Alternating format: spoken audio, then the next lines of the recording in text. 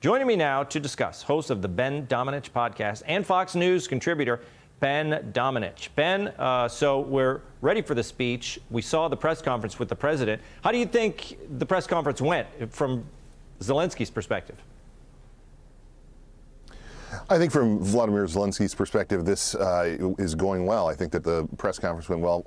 But I also think that in terms of the American domestic perspective, I have a lot of questions about this, particularly the timing of it coming kind of as a surprise for a lot of members of Congress who are rushing to try to get things done in terms of keeping the government open and obviously doing this very questionable omnibus package that is currently being discussed. This really surprised a lot of them and caught them in unawares in terms of the preparations, especially for those who are trying to get out of town for the holidays.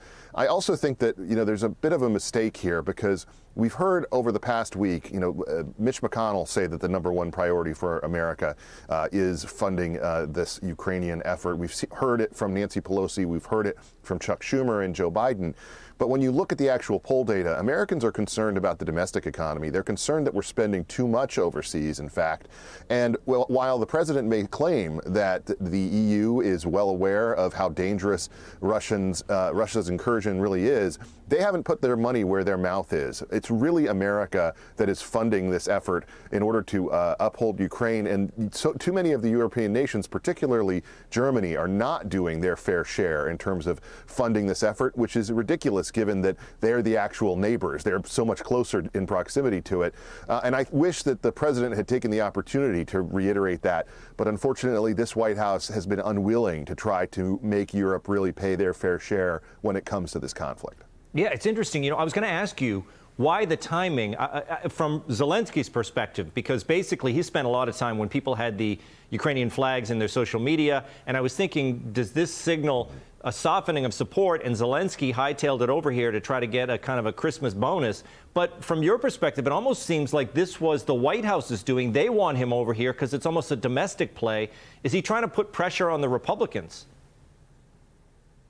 I do think that this is probably something that was more from the perspective of the White House than it was from Zelensky. Zelensky, what he's getting out of this is proving that the war effort is going well enough that he can have the confidence to leave his country, to come over here safely, to give this kind of address. But I think that this is much more about the White House trying to say, we are doubling down on the idea that we're the defenders of democracy after this long year where we've been, pointing the finger at the other side and saying that Republicans are dangerous and the like.